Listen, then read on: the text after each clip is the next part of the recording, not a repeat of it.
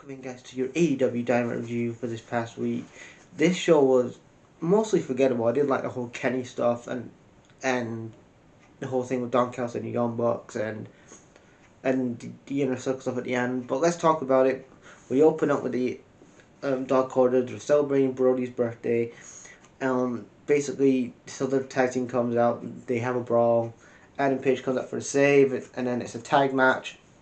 Good way to open up the tag match.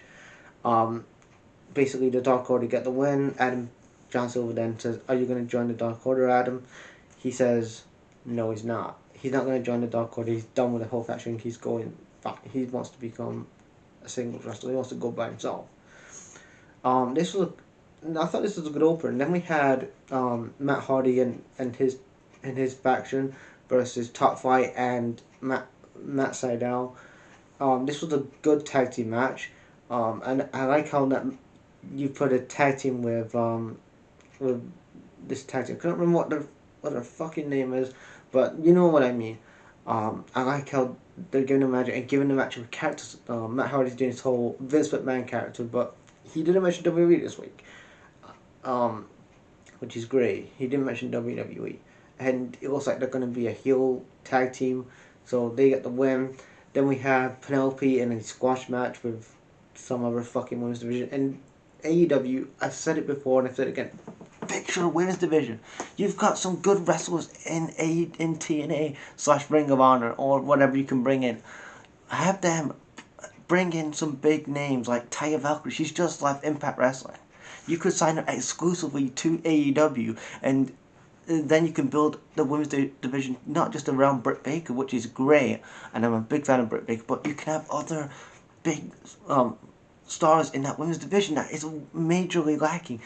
Apart from Britt Baker, who else is actually over, has a character, and who actually has a personality apart from Britt Baker? I do like Nyla Rose, but she was hot and cold for me. I'm not really feeling it at the minute with her, and they need to put the title on Britt Baker at some point. I don't know if that's going to happen at Beach Break but they have to do it. It's going to happen this year, but I don't know if it's going to be sooner or later. But they need to put it on Britt Baker. She has to have more better quality women around her. I'm not saying that the other women are not good enough. They're good wrestlers, but they're not connecting with the audience.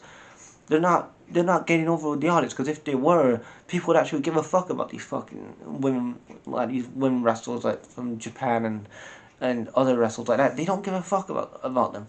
So they need some big time stars, big time women, like main event established women wrestlers like Taya Valkyrie. But that's kind of my little rant on the women's division. I may do a video on that, but whatever.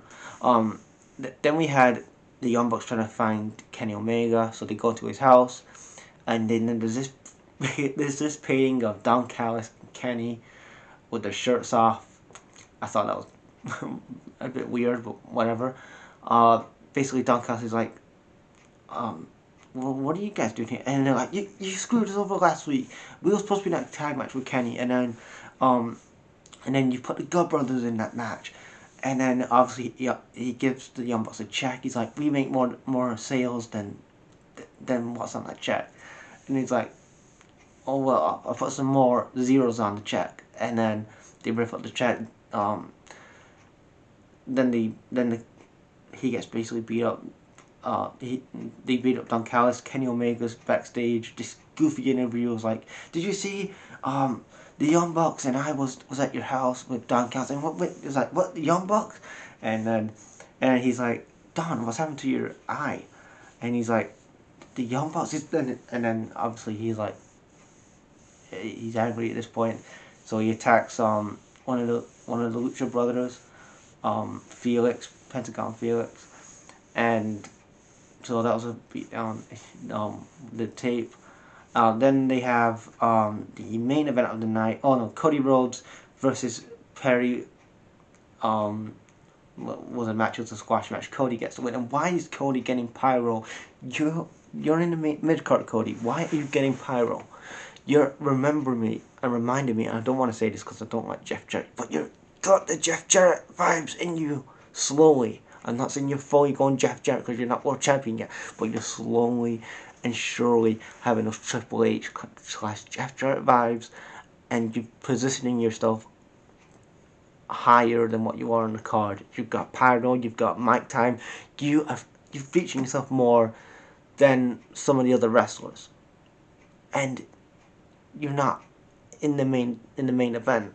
I'm not saying you're burying talent. I'm not saying that, but it's as I'm seeing it on television. It's like you're featuring yourself as a main eventer in the mid card with the whole pyro and stuff like that.